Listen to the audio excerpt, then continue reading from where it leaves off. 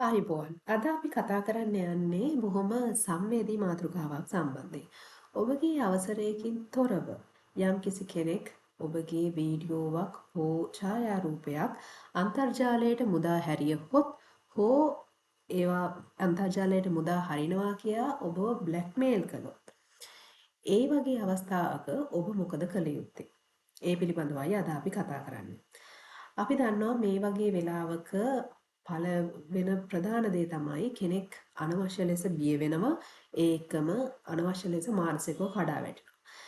නමුත් මතක තියාගන්න මේ වගේ දෙයක් වුණොත් පළවෙනිම දේ ඔබ මානසිකව ශක්තිමත් වීම. මින් ඉදිරියට කරන්න ඕන හැම දෙයක්ම කරන්න ඔබගේ මානසික ශක්තිය ඔබ සතුව තිබිය යුතුයි. ඒ නිසා මතක තියාගන්න හොඳින් මානසිකව ශක්තිමත් වෙන්න. ඒකම මේ වීඩියෝව අවසානයේ මම කියලා දෙනවා කොහොමද මේ වගේ දෙයක් වුණොත් මේ ඔබගේ ඒ ඡායාරූප සහ වීඩියෝ අන්තර්ජාලයෙන් ඉවත් කර ගැනීමට කටයුතු කරන්න කියන එක සම්බන්ධෙනුත් ඒක නිසා අවසාන වෙනකම් බලන්න. ඒක ඔබට වැදගත් වේ. දැන් පළවෙනිම දේ තමයි අපේ මුලින්ම පරිස්සම් වීම. දැන් මේ වගේ දෙයක් වෙන්නේ සමහර වෙලාවට අපි නොදැනුවත්වම වෙන්න පුළුවන්. නමුත් සමහර වෙලාවට අපි අනවශ්‍ය විදිහට කෙනෙක්ව විශ්වාස කිරීම නිසා වෙන්නත් පුළුවන්. ඒක නිසා මගේ දුවේ මම විශේෂයෙන්ම මෙතනදී දුවලව ආමන්ත්‍රණය කරන්නේ මේ වගේ දේවල් වලට ගොඩක් මුහුණ දෙන්නේ අපේ දියණියන් නිසා. ඒ නිසා විශ්වාසය කියන එක ඉතාම පරිස්සමෙන් කරන්න ඕන දෙයක්.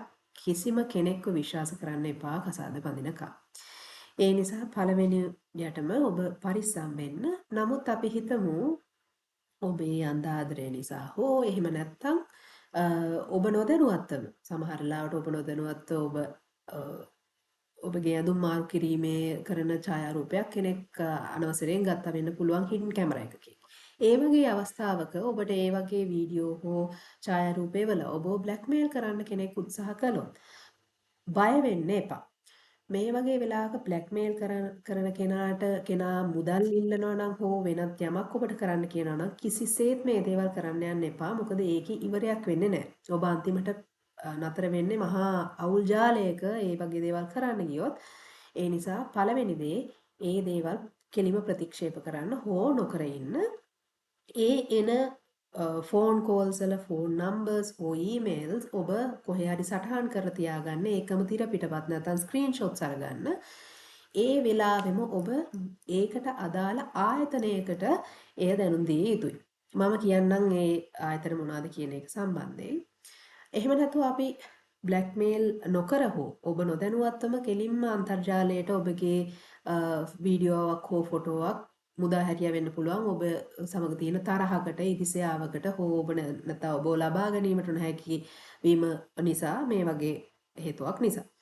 ඒ වගේ වෙලාවකදී ඔබ ඒක රාත්‍රී කාලේ නම් ඔබට ඒ වෙලාවේදී නීතිමය ක්‍රියාමාර්ග ගන්න ආයතනයකට යන්න බැරි නම් ඒ අදාළ ආයතනයකට ඊමේල් එකක් හරි යවන්න. නමුත් ඊළඟ දවසේ උදේ පාන්දරම ඔබට යන්න පුළුවන් පළවෙනි වෙලාවෙම ඔබ කළ යුත්තේ ඒ අදාළ ආයතනයට ගිහිල්ලා ඒ පැමිණිල්ල යොමු කිරීම. එතකොට මොනවද මේ වගේ පැමිණිල්ලක් යොමු කරන්න පුළුවන් ආයතන? එකක් තමයි ඔබගේ සර්ට් ආයතනය. නැත්නම් ශ්‍රී ලංකා පරිගණක හදිසි ප්‍රතිචාර සංසදයට ඔබට පුළුවන් මේ සම්බන්ධයෙන් පැමිණිල්ලක් කරන්න. මේක ශ්‍රී ලංකා රජයට අයත් තාක්ෂණික ආයතනයක්. ඔවුන්ට අන්තර්ජාලය තුළ ඇති හානිකර දේ අන්තර්ගතයන් ඉවත් කිරීමට තාක්ෂණික උපදෙස් සහ සහාය ලබා ගැනීමේ හැකියාව තියෙනවා.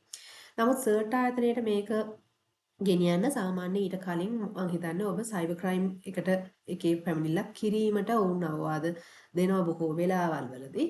ඒ නිසා CERT මම ඔබට මේ විස්තර දාලා තියන්නම් මගේ ඩිස්ක්‍රිප්ෂන් එකේ. එතකොට CERT ආයතනයට යන්න කලින් ඔබට පුළුවන් අපරාධ පරීක්ෂණ දෙපාර්තමේන්තුවේ නැත්නම් CID එකේ පරිගණක අපරාධ අංශයට සයිබර් ක්‍රයිම් සෙක්ෂන් එකට මේ සම්බන්ධයෙන් පැමිණිල්ලක් යොමු කරන්න. මේක නීතිමය ක්‍රියාමාර්ග ගැනීමට ඇති ප්‍රධානතම මාර්ගය. ඔබගේ පැමිණිල්ලේ රහස්‍යභාවය ආරක්ෂා කරගනිමින් ඔවුන් ඒ පැමිණිල්ල බාර ගන්නවා. ඒකම නීතිය ක්‍රියාත්මක කිරීමට ඔවුන්ට හැකියාව තියෙනවා. එතකොට ඔවුන්ට පුළුවන් මේ බ්ලැක්මේල් කරන්නාට හෝ නැත්නම් වීඩියෝ මුදා හැරිය පුද්ගලයාට නීතියෙන් දඬුවම් ලබා දෙන්න. එතකොට මේකෙදි ඒ වින්දිතයා ළමා දරුවෙක් නම් එහෙම නැත්නම් කාන්තාවක් නම් ඔවුන්ට ළමා හා කාන්තා කාර්යාංශයටත් 109 කියන අංකය ඩයල් කරලා ඔබට ඒ පිළිබඳව දැනුම් දෙන්න පුළුවන්. නමුත් ප්‍රධාන වශයෙන්ම නීතිමය ක්‍රියාමාර්ග ගැනීමට හැකියාව තියෙන්නේ මේ සයිබර් ක්‍රයිම් සෙක්ෂන් එකට නැත්නම් CID සයිබර් ක්‍රයිම් සෙක්ෂන් එකට. ඒ නිසා ඒකේ ලිඛිත පැමිණිල්ලක් යොමු කිරීම අත්‍යවශ්‍යයි. මෙතනදී යන්න කලින් මම දන්නවා මේ වගේ දෙයක් වුණායින් පස්සේ ඔබට ඒ දේවල් බැලීමත් අමාරුයි. තමන්ගේ රූපයක් හෝ වීඩියෝවක් නැවත නැවත දැකීම අමාරුයි. නමුත් ඔබ හිත හයිය කරගෙන නැත්නම් ඔබට ඊටාම සමීප පුද්ගලයෙක් ගේ කියන්නේ ඔබට විශ්වාස කළ හැකි කෙනෙක්ගේ උදව් අරගෙන ඔබ මේ වීඩියෝවේ සියලුම තොරතුරු කොහරි සටහන් කරගත යුතුයි. ඒ කියන්නේ ඔබගේ වීඩියෝව හෝ ඡායාරූපේ සම්පූර්ණ URL එක වෙබ් ලිපිනය ඔබ සටහන් කරගන්න ඒකම ස්ක්‍රීන්ෂොට්ස් ගන්න.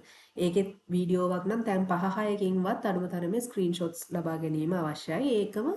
ඒක අප්ලෝඩ් කරලා තියෙන යූසර් account එකේ details. දැන් ඒක මේ YouTube, Facebook, TikTok නැත්නම් Instagram වගේ දෙයක් වුණත් එහෙම නැත්නම් අර අනවශ්‍ය අසභ්‍ය දේවල් පෙන්වන ආයතනය මේ වෙබ්සයිට් එකක් වුණත් ඒ හැම එකකම යූසර් account එකක් තියෙනවා. ඒ යූසර් account එකේ details, ඒකේ නම, ඒ සියල්ලගේම ස්ක්‍රීන්ෂොට්ස් ඔබ ලබා ගැනීම අත්‍යවශ්‍යයි. මේවා අරගෙන යන්න සයිබර් ක්‍රයිම් එකට යනවා.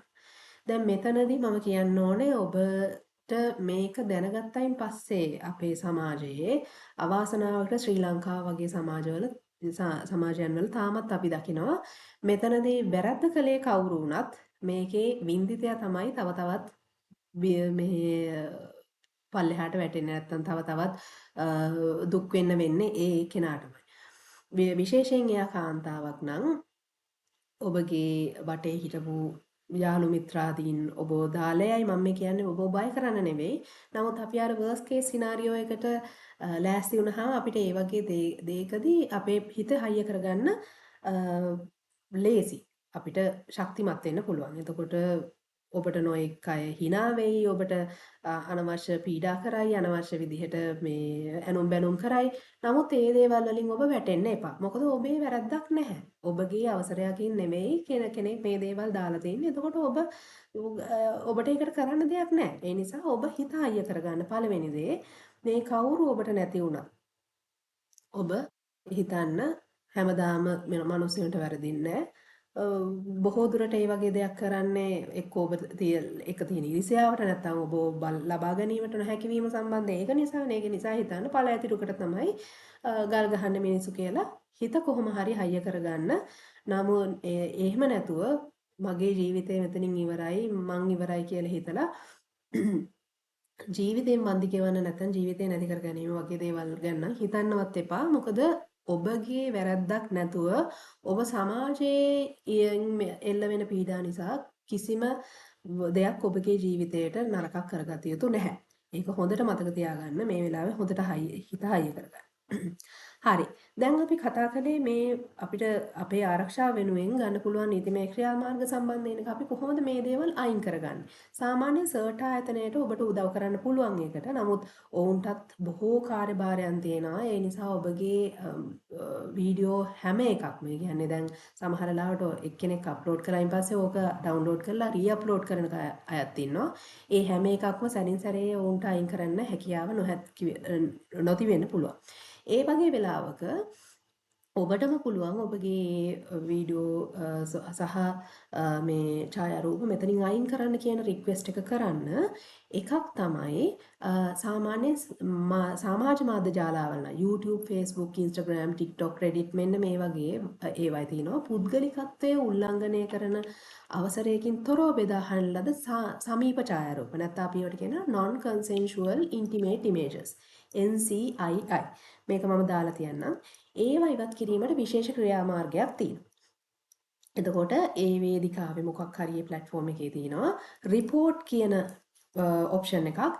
ඒකට ගිහිල්ලා privacy violation හෝ නැත්නම් non consensual intimate imagery කියන ඔප්ෂන් එකට ගිහින් ඔබට පුළුවන් රික්වෙස්ට් එකක් කරන්න. ඔබගේ අවසරයකින් තොරව මේ ඡායාරූප හෝ වීඩියෝ අප්ලෝඩ් කරලා තියෙන්නේ. ඒක නිසා ඒවා ඉවත් කරන්න කියලා. එතකොට ඒගොල්ලෝ බැඳිලා ඉන්නවා සාමාන්‍යයෙන් පැය 24ත් 48ත් අතර. ඒ කියන්නේ දවස් දින දෙකක් ඇතුළතවත් මේවා අයින් කරන්න. එහෙම මේ ඔප්ෂන් එකක් නැති සමහර ඒවා තියෙනවා මේ ග්ලෝබල් රූල්ස් ඇන්ඩ් රෙගියුලේෂන්ස් වලට මේ අවනත නොවෙන. අන්න ඒ වගේ වෙලාවල් වලදී පුළුවන් ඔබට ඒ වෙබ්සයිට් එකේ contact details වලට ගිහිල්ලා ඒ contact details වලින් ඒගොල්ලන්ගේ ඊමේල් එක හොයාගෙන ඊමේල් එකක් යවන්න. මේක මගේ කන්සෙන්ට් එකක් නැතුව මගේ අවසරයකින් තොරව මේක අප්ලෝඩ් කරලා තියෙන්නේ ඒක අයින් කරන්න කියලා. දැන් මෙතනදී ගොඩාක් වෙබ්සයිට්ස් මේ කියන්නේ ලංකාවේ ඒවා ඇරෙන්න ලෝකේ තියෙන වෙබ්සයිට් නම් මේවා ඔබට ඉංග්‍රීසි භාෂාවේ අවශ්‍යතාවය මෙතනදී එන්න පුළුවන්. එතකොට සාමාන්‍යයෙන් අද කාලේ ඔබ දන්නවා AI භාවිතා කරලා හරි ඔබට මේ ඊමේල් එක ලියා ගන්න පුළුවන්. එහෙම නැත්නම් ඉංග්‍රීසි ටිකක් දන්න කෙනෙක්ගේ උදව්ව අරගෙන මේ NCII ක්‍රියාමාර්ගය ගන්න. ඊට අමතරව තවත් ආයතනයක් තියෙනවා stopncii.org කියලා. මෙතනත් මේ NCII images අයින් කිරීමම තමයි කරන්නේ.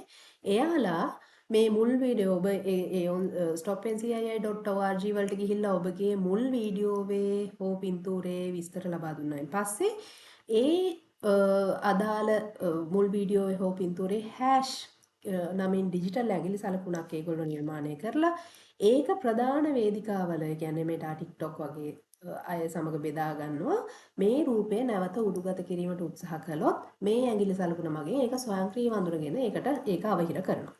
මං හිතන්නේ මම මේක හරියටම දන්නේ නැහැ ලංකාවේ සර්වෝදය ෆියුෂන් වගේ ආයතනත් මේ වගේ දෙයක් කරන්න ඔබට සහාය දැක්වීමේ හැකියාව ඒගොල්ලන්ට ඇති. ඒ පිළිබඳව තවදුරටත් හොයලා බලන්න පුළුවන්.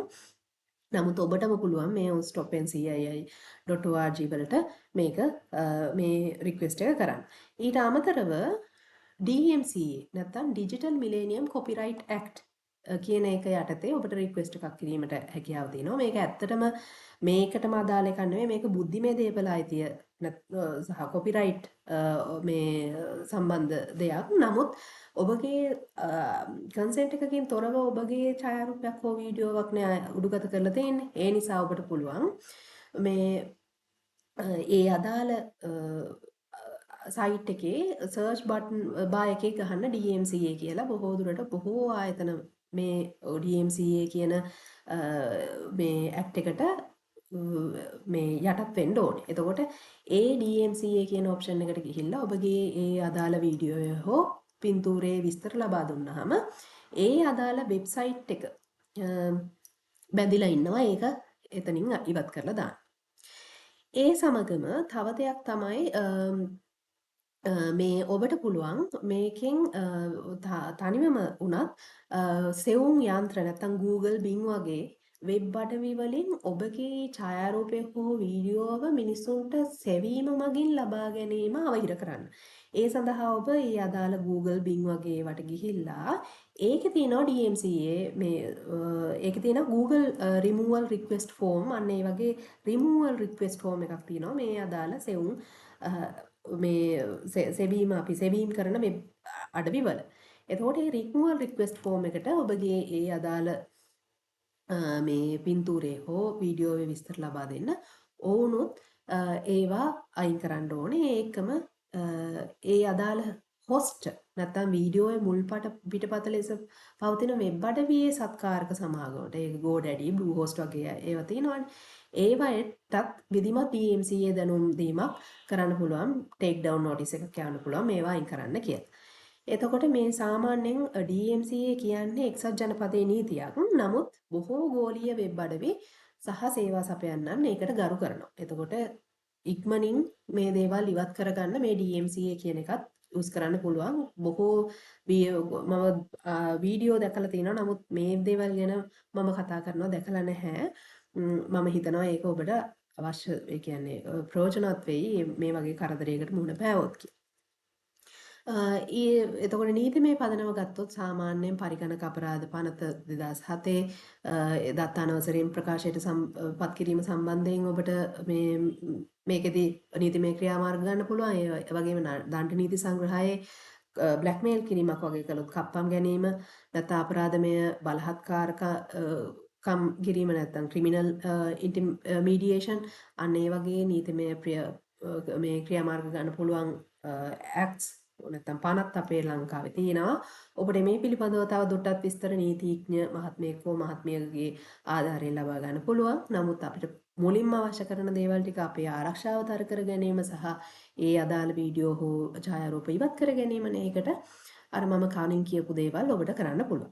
ඒකම ඔබගේ මානසික සුවය. මොකද මේක අපි පළවෙනි කොහොම හරි මානසිකව ශක්තිමත් වුණත් සැනින් සැරේ අපිව බිඳ වැටෙන්න පුළුවන් මිනිස්සු සමාජයෙන් අපිට එල්ල වෙන තර්ජනත් එක්ක ඔබගේ විශේෂයෙන්ම ඔබ කොහේ හරි ඉගෙන ගන්නවා නම් නැත්නම් ඔබගේ යම් කිසි තැනක මේ සේවාවක් ලබා දෙන කෙනෙක් නම් ඒ වගේ ආයතන වලින් ඔබට එල්ල වෙන පීඩනත් එක්ක ඒ වගේ වෙලාවකදී ඔබගේ මානසික සුවය සහ තකා ඔබ ඔබගේ මේ අයිතිවාසිකම් වෙනුවෙන් ඒ තැන්වලදී සටන් කරන්න. මොකද ඔබගේ වැරද්දක් නැතුව මම හිතන්නේ නැහැ කවුරුවත් කාටවත් අයිතියක් තියනවා කියලා බින්දිතයාට තවත් කරදර කරන්න. නැත්නම් බින්දිතයාව එතනින් සේවයෙන් පහ කිරීමක් හෝ ඒ වගේ දෙයක් කරන්න. ඒ නිසා ඔබ ඔබගේ ශක්තිය පෙන්වන්න, ඔබගේ මානසික ශක්තිය පෙන්වන්න.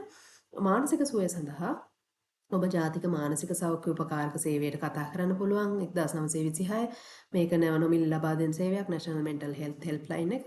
නැත්නම් කාන්තාවක් නම් Women in Need WIN කියන එකට ඒ වගේම සුමිත්‍රයෝ මේ වගේ උපදේශන සේවාවලට කතා කරන්න පුළුවන් ඔබගේ මානසික සෞඛ්‍ය පවත්වා ගැනීම සඳහා.